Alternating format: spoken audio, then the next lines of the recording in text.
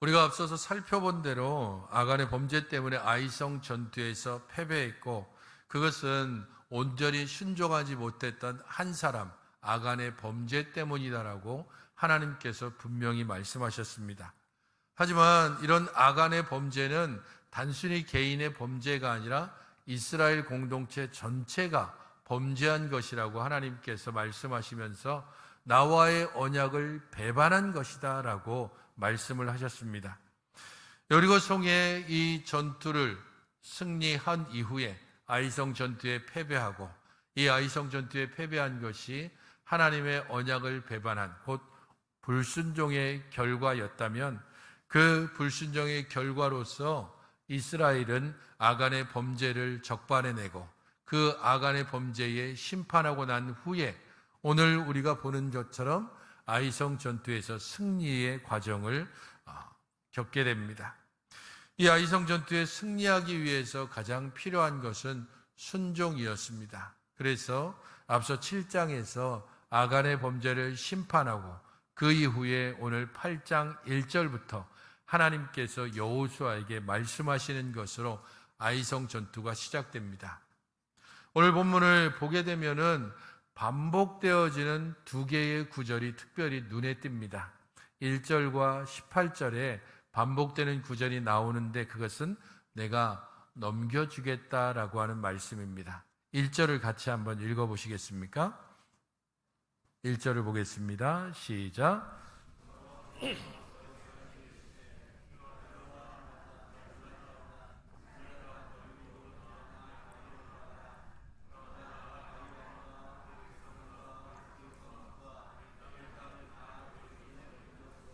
다 내 손에 넘겨주었다라고 말씀하시고, 18절도 보게 되면 여호와께서 여호수아에게 이르시되 내 손에 잡은 단창을 들어 아이를 가리키라. 내가 이 성읍을 내 손에 넘겨주리라 라고 약속하고 있습니다. 동일하게 반복되어지는 이 두 구절이 각각의 상황 가운데서 주어지기는 하지만 굳이 분류를 해본다면 1절을 하나님의 약속으로 보고 18절의 이 말씀을 하나님의 명령으로 볼 수 있습니다. 1절은 이스라엘 백성들이 이제 아이성 전투에 다시 시작하도록 그렇게 일으켜 세우는 과정 가운데 주어졌기 때문에 내가 이 성읍을 넘겨주겠다라고 약속하는데, 1절을 보게 되면 내가 아이 왕과 그의 백성과 그의 성읍과 그의 땅을 다 네 손에 넘겨주었다라고 말씀하는 것을 알 수 있습니다. 그냥 아이성을 너에게 넘겨주었다라고 얘기하지 않고 매우 구체적으로 왕, 백성, 성읍, 땅 이런 것들을 다 네 손에 넘겨주었다라고 말씀하고 있습니다. 왜냐하면 앞서 이야기하는 것처럼 두려움과 놀라움이 아직도 이스라엘 가운데 있기 때문입니다. 믿음으로 들어선 가나안 땅, 그리고 하나님의 말씀에 순종해서 무너뜨린 여리고성, 그 여세를 몰아서 아이성 정도는 쉽게 점령할 것으로 생각했는데 놀랍게도 패배하고 말았습니다. 자기 안에 있는 아간이라고 하는 사람들의 범죄가 적발되고 아간과 그의 소유물들을 불지르고 그리고 돌로 무더기를 만들었습니다. 자신들과 함께했던 아간과 그의 소유물들을 심판하는 이스라엘 백성들의 마음이 시원하고 후련했을까요? 그렇지 않을 겁니다.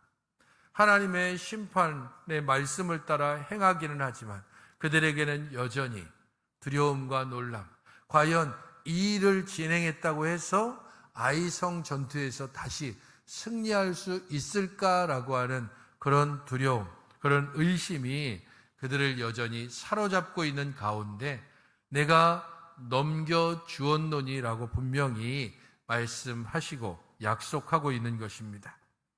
하나님의 약속이 지금 구체적으로 그 여호수아와 그 백성들에게 주어지지만 사실 하나님의 약속은 단 한 가지입니다. 그것은 모든 시대를 통하여 주어지는 하나님의 약속으로서 모든 이들에게 동일하게 적용되는 약속입니다. 여호수아 1장 9절이 이 약속의 내용을 이렇게 말하고 있습니다. 같이 한번 읽어보시겠습니까? 시작.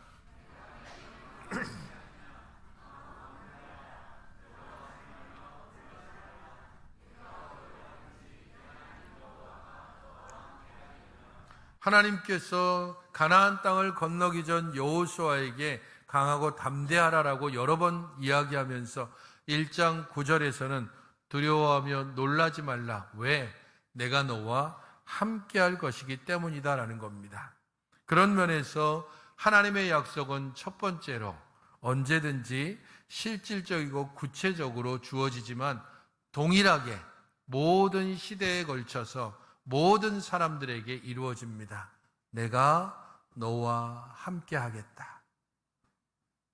이 하나님의 약속이 완전하게 실행된 것이 언제입니까?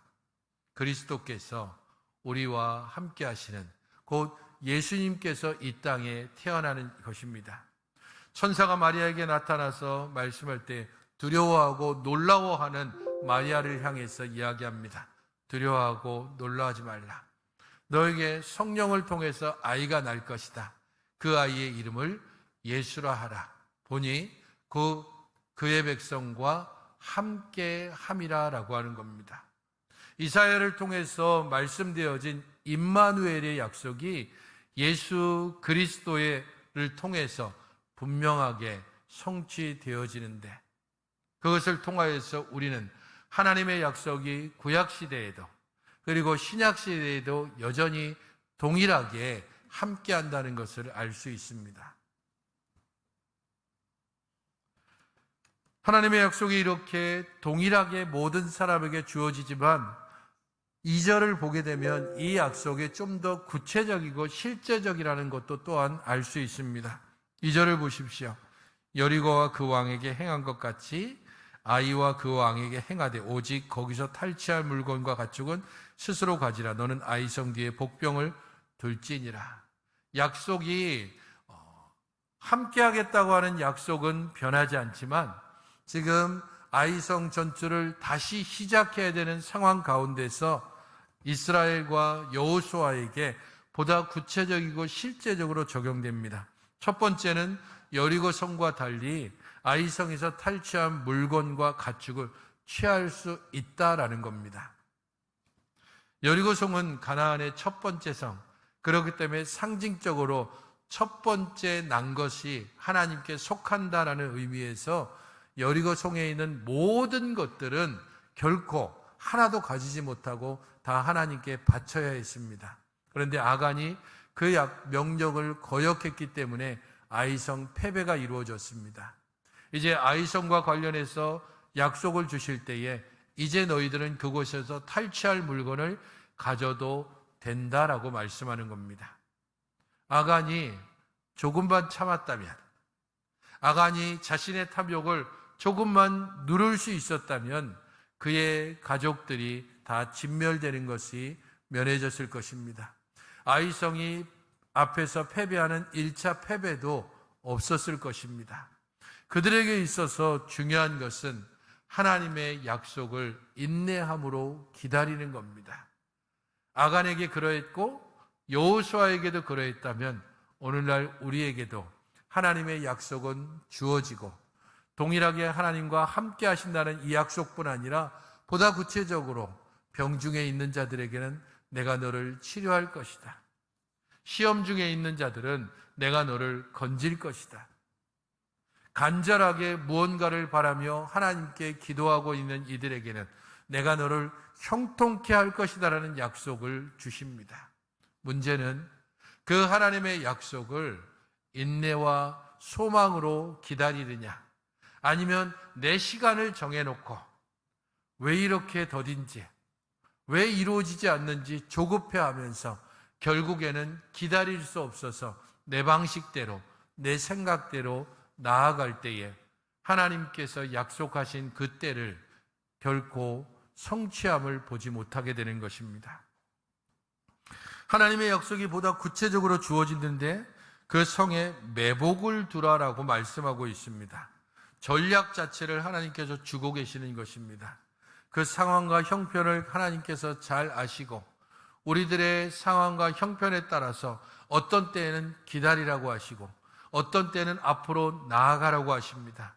어떤 때는 주저앉히시고 어떤 때는 우리가 원하지 않는데도 등 떠밀려서 우리를 계속해서 전진케 하시는 것입니다. 하나님의 약속은 우리에게 구체적으로 실제적으로 적용되어지는 때가 있습니다. 그것을 바로 하나님의 섭리라고 말합니다. 하나님의 섭리는 약속으로 주어지고 보다 구체적으로 우리의 일상 가운데서 적용되어집니다.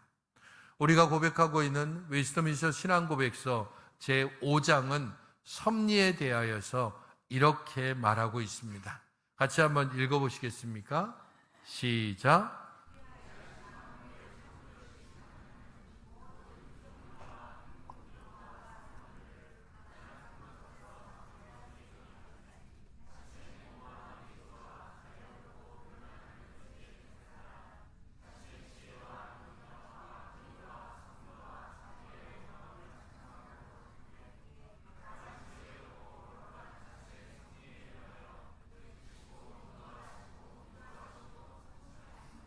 어려운 말들이 잘 있어서 읽긴 읽었는데 무슨 말인지 잘 알지 못하겠거든. 이 말씀을 기억하십시오. 하나님께서 가장 지혜롭고 거룩한 자신의 섭리에 의하여 붙드시고 인도하시고 유도하시고 통치하신다는 사실입니다. 창조주 하나님께서 모든 피조물에 대하여 작은 것에서 큰 것에 이르기까지 하나님의 실수가 없으신 그 모든 의지와 예지에 따라서 자신의 모든 능력과 지혜를 다하여 우리 하나님을 찬송하도록, 우리로 하여금 하나님을 찬송하도록 하기 위해서 지혜롭고 거룩한 섭리를 따라 우리를 붙드시고 인도하시고 유도하시고 통치하십니다. 우리는 알지 못하나 하나님께서 이렇게 우리를 인도하시고 통치해 가시는 바로 이 섭리를 따라서 우리의 약속은 상황에 따라 형편에 따라 각기 다르게 적용되어집니다. 장로님께 적용되어지는 그런 약속과 섭리가 다를 것이고 또한 청년들에게 적용되어지는 약속과 섭리가 다를 것입니다. 서울에 있을 때에 주어지는 약속과 섭리가 다르게 적용될 수 있고 지방에 있을 때에 적용되는 섭리와 약속이 또 다르게 적용될 수 있습니다. 우리가 시험 중에 있을 때, 우리가 교만 중에 있을 때, 우리가 형통 중에 있을 때, 때로는 낙심 중에 있을 때 각기 다르게 하나님께서는 우리들을 하나님의 영광을 찬송하게 하기 위해서 섭리하심으로 인도하시고 통치하시고 이끄시고 붙들고 계시는 것입니다. 그것이 바로 섭리이며 하나님의 약속입니다. 이 하나님의 약속을 따라서 3절부터 17절은 여호수아와 그의 백성들이 하나님의 이 약속을 따라 온전히 순종하는 모습을 기록하고 있습니다. 용사 3만 명을 뽑아서 아이성 뒤로 가서 매복하게 하고 여호수아와 백성의 주력 부대는 아이성 가까이로 다가갑니다. 또한 군사 3,000명은 따로 뽑아서 베델과 아이 사이에 2차 복병을 둡니다. 그리고 아이성 군사들이 성문을 열고 나와서 이스라엘 군대를 공격할 때에 거짓으로 패한 척 도망을 가게 됩니다. 17절까지의 이 과정은 하나님의 약속을 온전히 순종하는 여호수아와 이스라엘 백성들의 모습을 그대로 보여줍니다. 약속에는 순종이 연결이 됩니다. 하나님의 약속이 비록 내가 보기에는 좀 뭔가 맞지 않는 것 같은데 왜 우리가 이 60만의 사람을 가지고 있는데 겨우 저 아이성 하나를 함락시키지 못할까? 한 10,000명, 20,000명 희생되더라도 그냥 한꺼번에 몰고 들어가면 아이성 정도 충분히 점령할 수 있을 겁니다. 모두 죽인 인원이 12,000명이라면 군사라고 해봤자 대략 해서 최소로 잡으면 3,000명, 아무리 최대로 잡아도 군사가 5,000명을 넘지 못합니다. 이스라엘은 군사만 60만입니다. 하지만 하나님의 약속을 따라서 3만 명의 매복, 5,000명의 매복, 거짓 패배, 이런 모든 약속이 그 행동들이 하나님의 약속에 순종하는 모습입니다. 그렇다면 이 하나님의 약속에 순종한 이후에 하나님께서 본격적인 야이성 전투를 함에 있어서 18절에 이렇게 말씀합니다. 여호수아에게 이르시되 내 손에 잡은 단창을 들어 아이를 가리키라. 내가 이 성읍을 내 손에 넘겨주리라. 1절과 같이 동일하게 내 손에 넘겨주리라고 하는 이 말씀을 18절에 반복하고 계시는데 여기에는 매우 강하게 명령하고 계시는 것을 알 수 있습니다. 약속에 순종하여 아이성 전투를 행한 여호수아에게 이제 하나님께서 단창을 들어서 아이를 가리키라라고 명령하시는 것입니다. 아이성 전투의 승리는 하나님의 명령에 순종할 때에 그렇게 주어지는 것입니다. 이 명령에 또한 순종함으로 아이성 전투에서 승리하는 기록이 19절부터 28절에 기록되어 있습니다. 단창을 드는 순간에 매복했던 군사들이 일어나고 거짓으로 패해서 도망갔던 자들이 뒤돌아서서 양쪽에 협공합니다. 성읍을 점령하고 불을 지르고 그리고 아이성 왕을 잡아서는 그를 처형합니다. 아이성에서 노력한 물건들은 하나님이 명령하신 대로 탈취하고 아이성을 폐허로 만들어 버렸습니다. 아이성의 이름 아이, 그 뜻은 폐허, 돌무더기라는 뜻이 있습니다. 그런 면에서 지금 고고학적 발견을 따라서 이것이 아이성이다라고 주장하는 많은 사람들이 아이성이라고 생각하고 있는 유적이 있고 또 다른 곳에 그것보다는 이게 바로 아이성 유적이다라고 이야기하는 부분이 있습니다. 각기 다른데 우리가 가장 많이 아이성이라고 방문하는 그 유적들은 일반적으로 여리고 성보다 2배 혹은 3배 정도가 더 큽니다.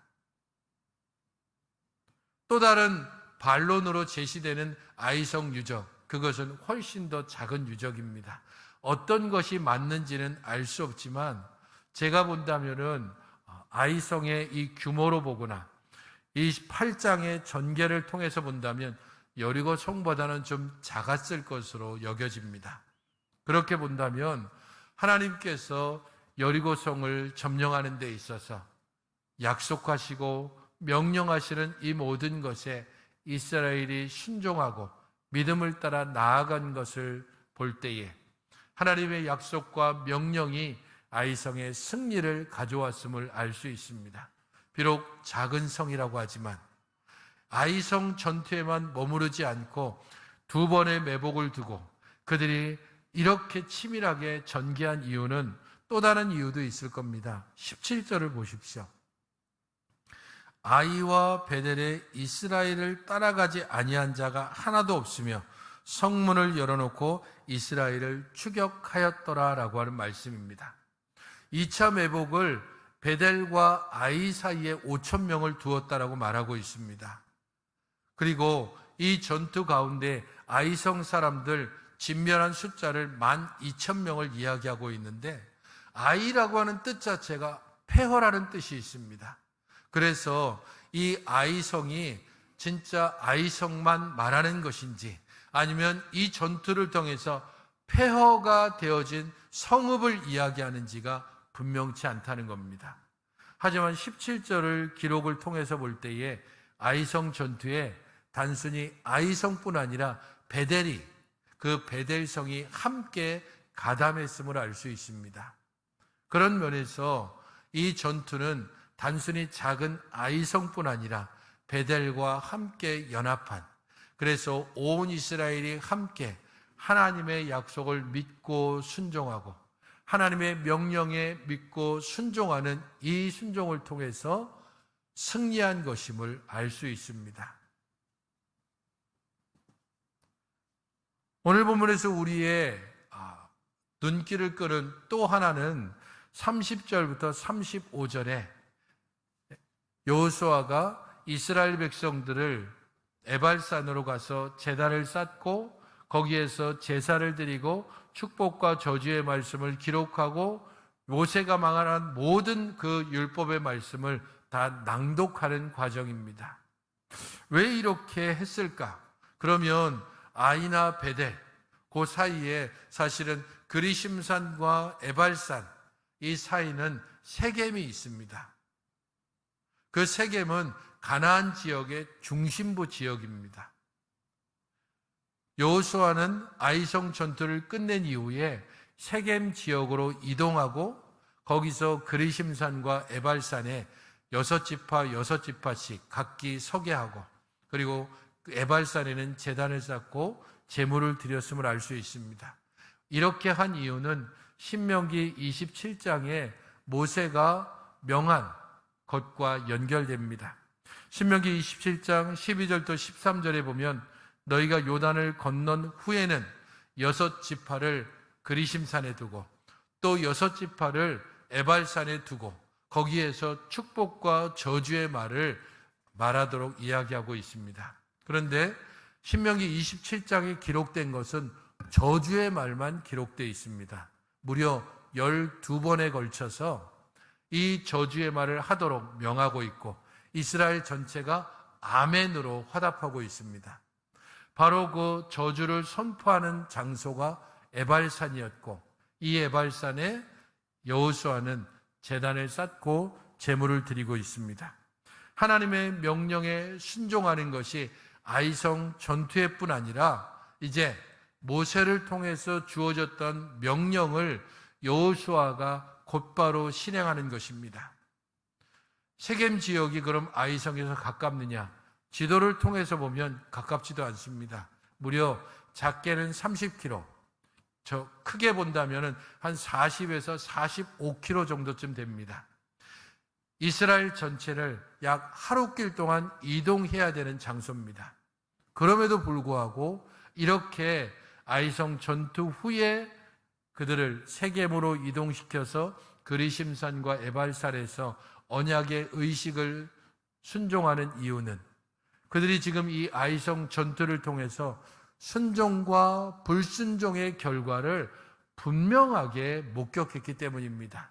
순종할 때에 패배하고, 순종할 때에 승리하고, 불순종할 때에 패배했습니다.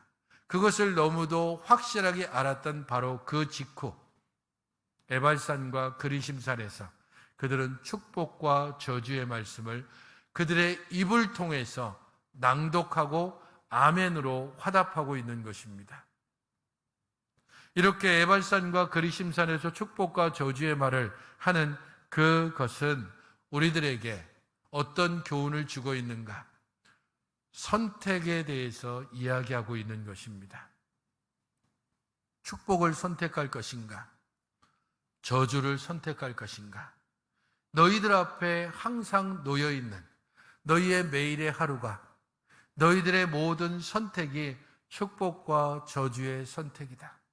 그 축복과 저주의 갈림길에서 너희들의 선택이 과연 무엇을 기준으로 해서 이루어지고 있는지를 생각하라는 것입니다. 모세는 율법과 계명의 말씀을 주었고 그 율법과 계명의 말씀은 신명기 12장부터 26장에 잘 기록되어 있습니다. 그리고 이 모든 계명의 말씀을 이스라엘은 다 듣고 아멘으로 화답하고 그 아멘으로 화답하는 과정을 통해서 순종하면 축복이, 불순종하면 저주가 있다는 것을 아주 이 의식을 통해서 확실하게 깨닫게 되는 것입니다. 생명과 죽음이, 복과 저주가, 순종과 불순종이 이 의식을 통해서 그들은 확실하게 알게 되고 그들은 무엇을 선택해야 되는지를 다시 한번 깨닫게 되는 것입니다.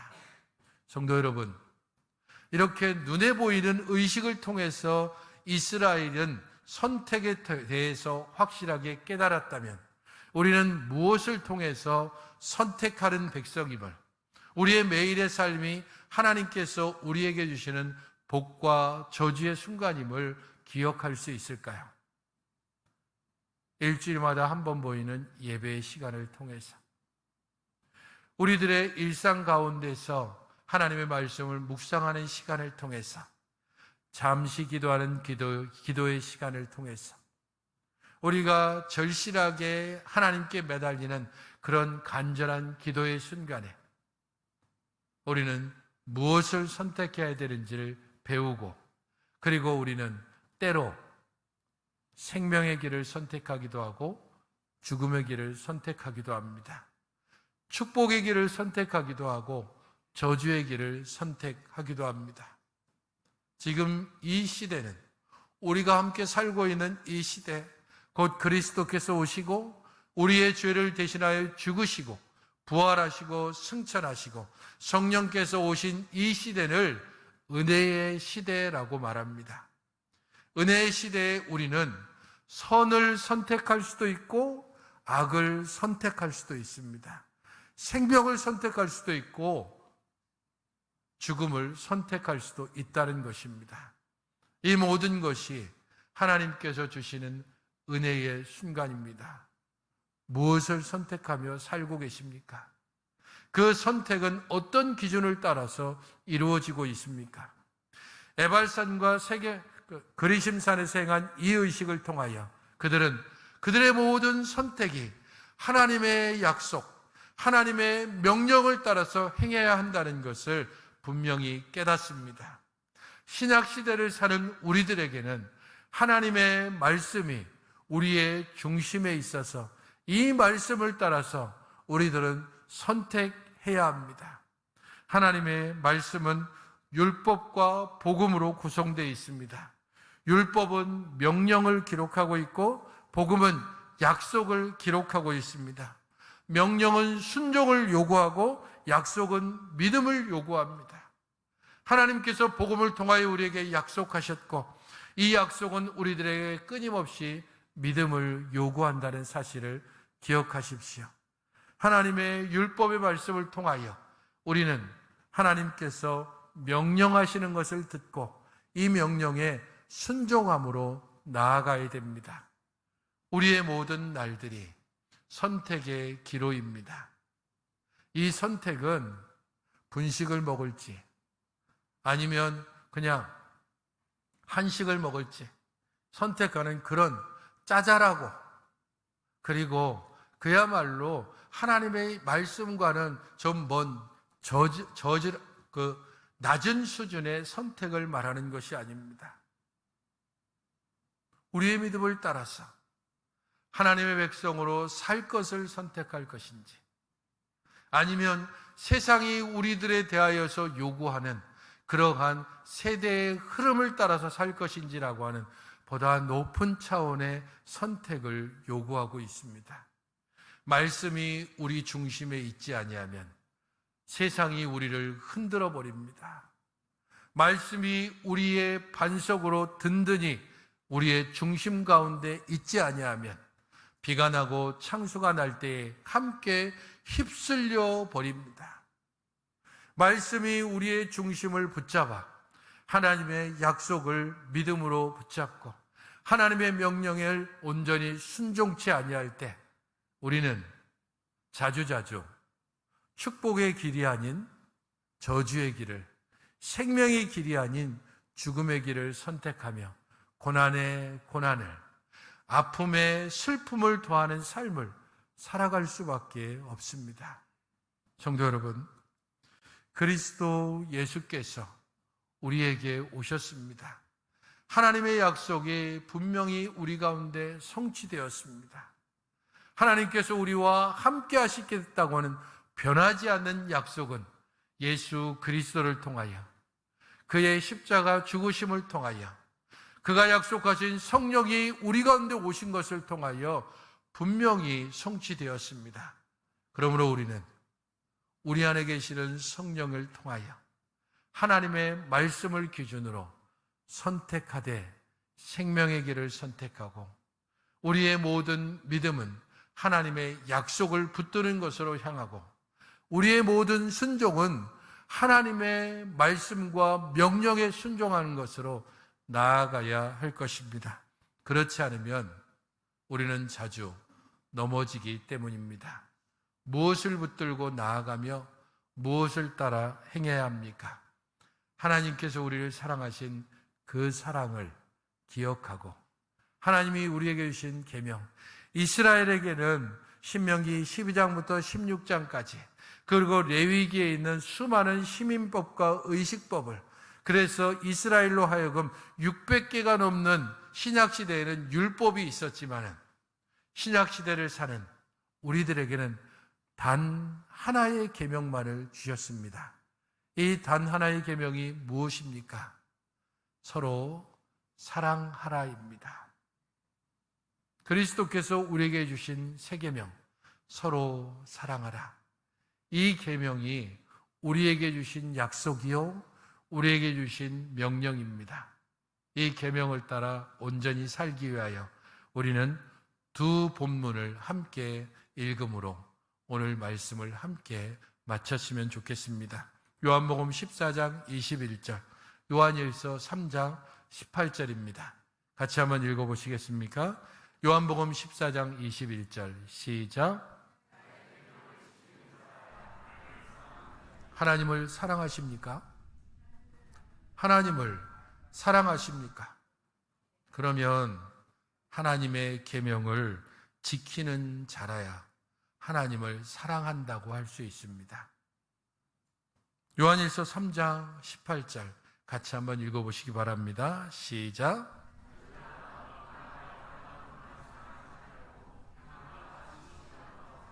사랑을 행함에 있어서 말과 혀가 아니라 행함과 진실함으로 나는 하나님을 사랑합니다. 행함과 진실함으로 나는 하나님의 계명을 온전히 지키겠습니다. 말과 혀가 아니라 행함과 진실함으로 하나님의 약속을 믿고 인내함으로 기다리고 하나님의 명령하실 때에 즉각적으로 순종함으로 생명의 길을 가고 축복의 길을 가고 하나님을 사랑함을 우리의 일상 가운데 보여주며 살아가는 여러분들이 되시기를 주님의 이름으로 축원드립니다. 기도하겠습니다. 주 하나님 아버지, 저희들을 주의 은혜 가운데 붙드시고 그 사랑 가운데 이끌어 주시니 감사를 드립니다. 주의 약속과 명령에 온전히 믿고 순종함으로 주께서 우리에게 명하신 모든 것을 온전히 따라가는 저희들 믿음의 매일 되게 하시고 약속을 따라서 온전한 생명의 길을 선택하는 믿음의 하루하루가 되게 하여 주시옵소서. 오늘 이 성찬을 또한 우리에게 주심으로 하나님의 약속과 명령을 온전히 따르는 우리가 육에 있지만 영의 사람임을 잊지 아니하고 우리 하나님의 약속의 말씀을 끝까지 붙들고 살아가도록 저희들로 하여금 이 성찬의 풍성함을 온전히 누리게 하여 주시옵소서. 예수님의 이름으로 기도하옵나이다. 아멘.